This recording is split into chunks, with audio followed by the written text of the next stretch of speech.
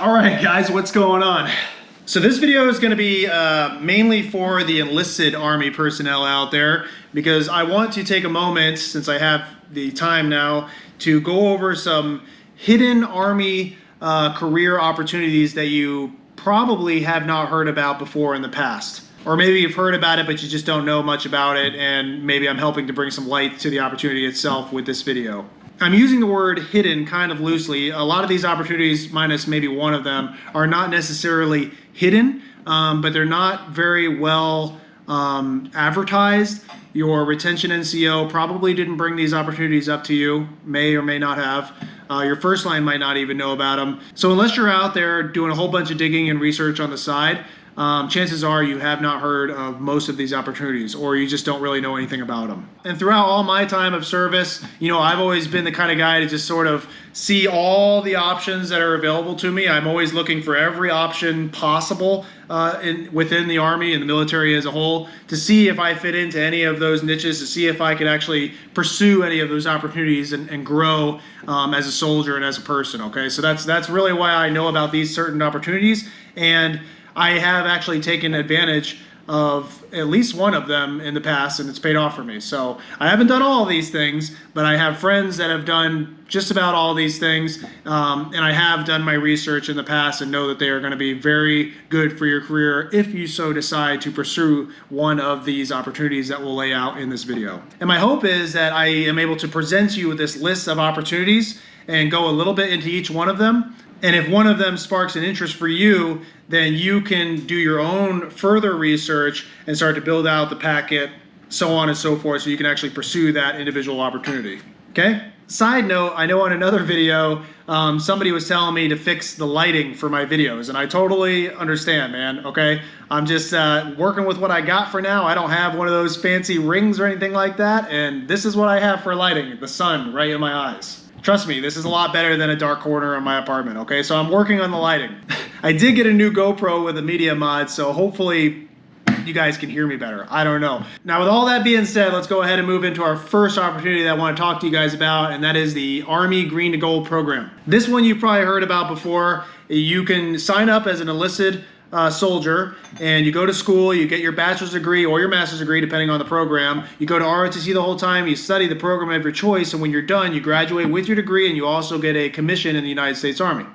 It's a pretty good program. I did this program. It was one of the best 2 years of my entire career. Totally recommend it. It's a great way to go if you're looking to become a commissioned officer. Now, there's 4 pathways to actually utilize the Green to Gold program. There's the non-scholarship option, which means you're going to have to separate from active duty, pay for college, you can use your GI Bill, and also get a job, or at least have another way to sustain yourself on the side as you're going through school. There's the scholarship option, which means the Army is going to pay for your way through school, but you're still going to have to get a job because you'll be separated from active duty service. There's the Hip Pocket Scholarship, which I think is funds that comes from your unit that pays for your school, but you're still going to have to leave active duty service on that one, I'm pretty sure. And then there's the active duty option, which is the one I did, and that one, to me, is the best option available.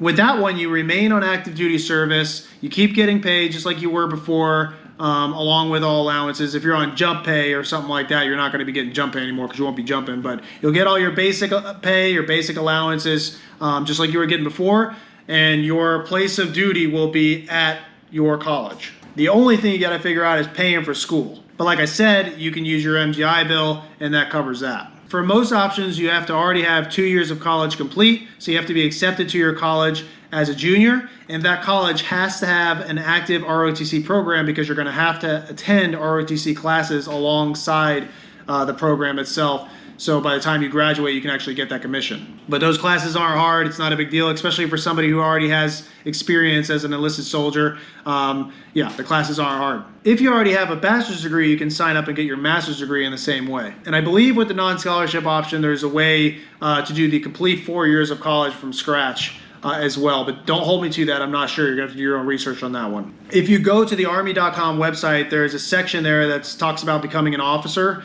and you'll see everything there is to know about Green to Gold options there. And the qualifiers are pretty lengthy, I would say, but the majority of them are waiverable if you don't qualify. which is a great thing, okay? Because most things in the Army, you should know this by now, if it's waiverable, it's probably going to get approved. I can tell you from experience, I had at least one waiver for each thing that was waiverable for my green to gold packet. And that included things like my time in service. I had multiple medical waivers, all right, from all the different surgeries I had gotten in the Army already. Age waiver, the dependence waiver, anything you could think of, anything on that application that was waiverable, I obtained a waiver for and I got picked up, okay? So I don't want the qualifications to scare you away. If you don't meet a qualification, as long as there's a parentheses that say waiver next to it, it means you'll probably get a waiver for it. And it's at least worth trying, especially if it's something that you want to pursue. So hopefully I broke that one down enough. Go and do some more research if you're interested in that. Let's talk about number 2, and that is going special operations. Now there's 3 main pathways for Army special operations, okay? And that means you're going to end up at Fort Bragg going through SWCC. You can either go psychological operations, special forces, or civil affairs. All 3 of these are extremely different, okay? They have similar pathways, but the job fields themselves, very different. So if you do have an inclination to go into SOF, make sure that you pick the job that is best for your personality, best for your desires, and is something that you actually think that you might be good at and that you would enjoy. Because if you actually like what you're doing, you'll become more of an asset to your unit. And it's no different in the SOF world. If you go to, it used to be a SOAR website, but I think now it's Go Army SOF. If you check out that website, it'll give you a list of all the qualifications for each MOS, and they're pretty similar across the board for all 3, but there are some minor differences, so it's definitely worth looking at all 3 of them. But like I said before, definitely latch onto one and figure out what the qualifications are for that specific MOS within SOF. The qualifications aren't too extensive. Some things are waiverable as well. I can tell you what's not waiverable, and that's going to be the GT score. Now, you all know the magic GT score that's going to magically allow you to do anything you possibly want in the Army is a 110. But I think they might have lowered it recently to like a 105 or a 107. You're going to have to check. But if you don't have a high enough GT score, you really want to do one of these things, don't let that stop you. You know, study your ass off, go to the classes, and retake the test and get that score that you need. It's not that hard. Going into any 3 of these branches within Army SOF is really going to afford you some really unique opportunities.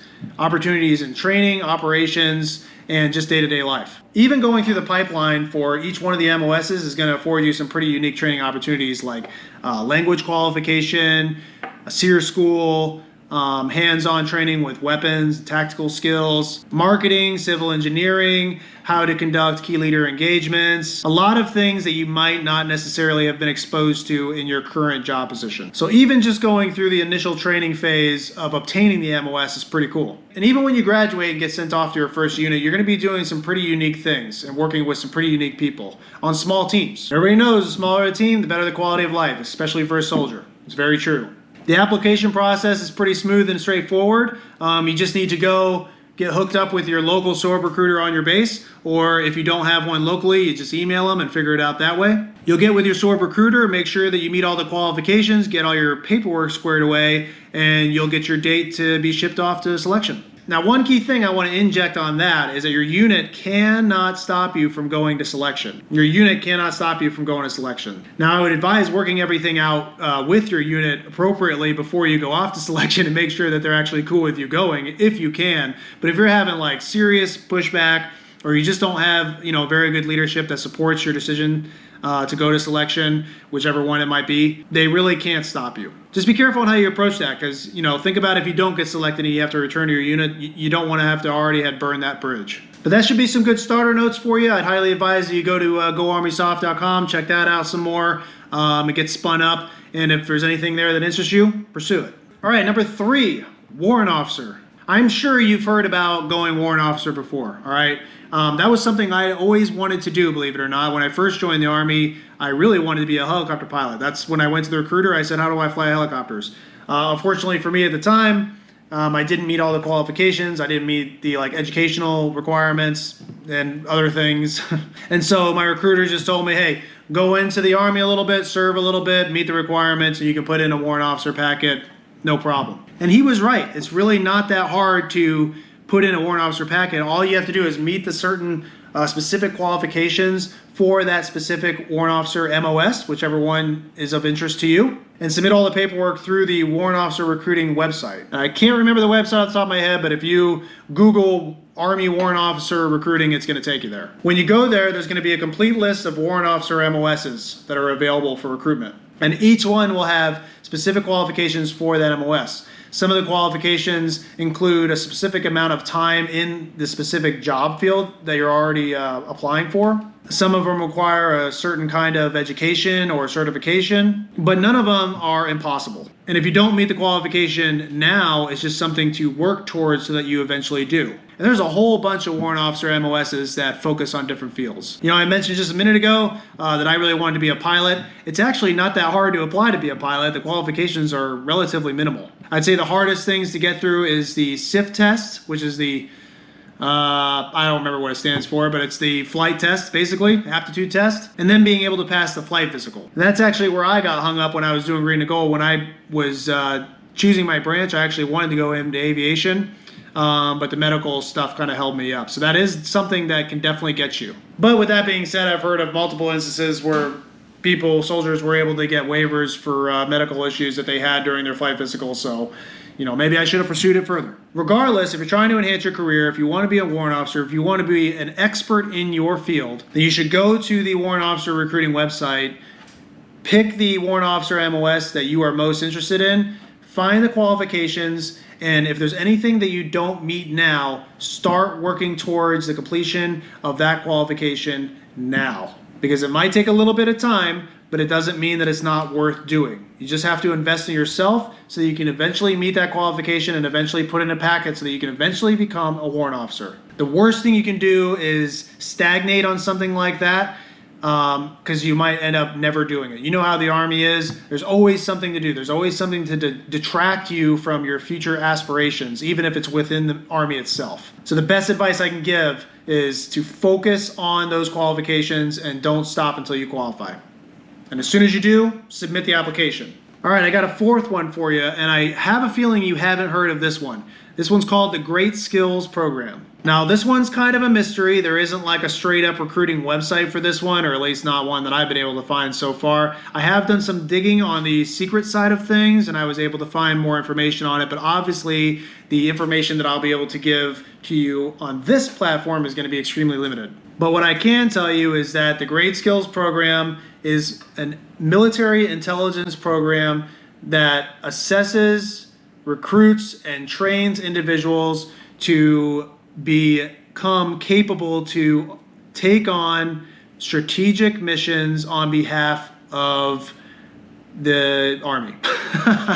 Definitely some secret squirrel stuff, and definitely something that I think you'd obtain some major job satisfaction with. But I can tell you it's going to take a very specific and mature and adaptable individual to actually make it through the selection itself and the training and actually become that individual that they're attempting to train and employ after the Great Skills Program. I can tell you that the assessment and selection is very long, it's like upwards of 12 months, and they'll be going over the full spectrum of tests to see if you are the right person for something like this. This opportunity is extremely unique. There's not a whole lot of information about it on open source, but you will be able to obtain a little bit of information out there. They do sometimes get with the Army Times to write articles about some of the things that they do.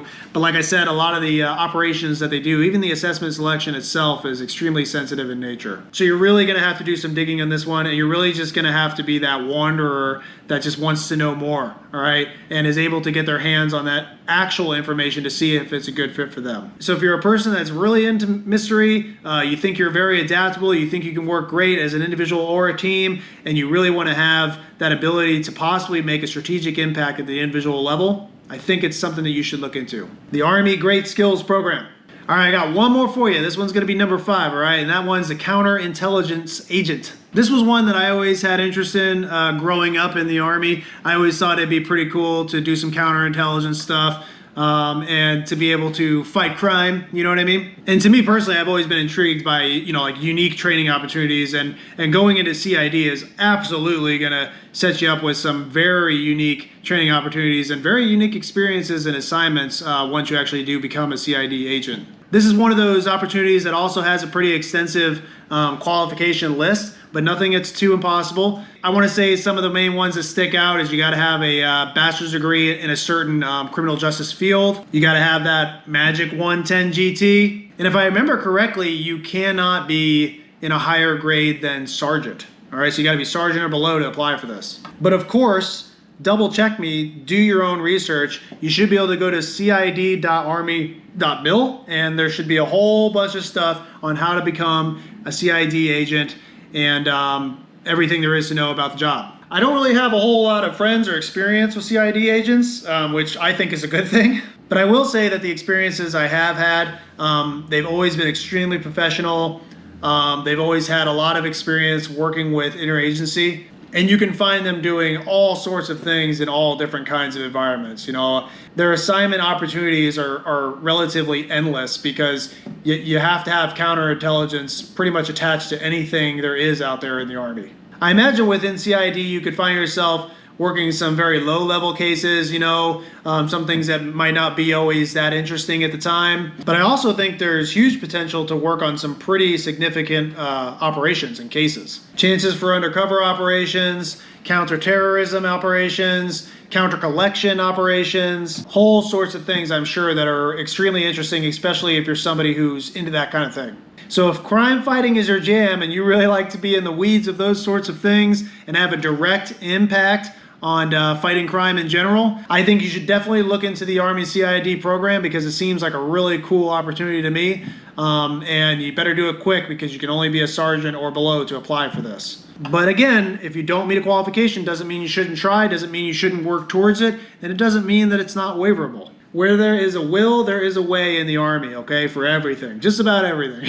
But those 5 opportunities I think should be enough to chew on for now, guys. If you hadn't heard of them before, I'm happy to have delivered that to you now. I would advise that if you're just an opportunity-driven person, you should look at each and every one of those things and see if anything sticks out to you as something you might want to actually pursue. Find that one thing, figure out the qualifications, meet those qualifications, and submit an application. Get it done. Don't wait, because the longer you wait, the higher the chances are that it's just never going to come to fruition and you're going to find yourself outside that qualification window that you were in at the time when you were motivated and dedicated and a hard charger and actually wanted to do it. You're gonna become regretful, okay? So do it now. If you guys are watching this and you have any information you want to drop for the group in regard to these opportunities, or if you know of any other opportunities yourselves that you want to share with everybody, please drop that in the comments so everybody can see it. These videos are meant to be helpful for everybody that watches them. And again, this is a team effort, guys, team effort. Again, I'm working on lighting. I'm very apprehensive to buy like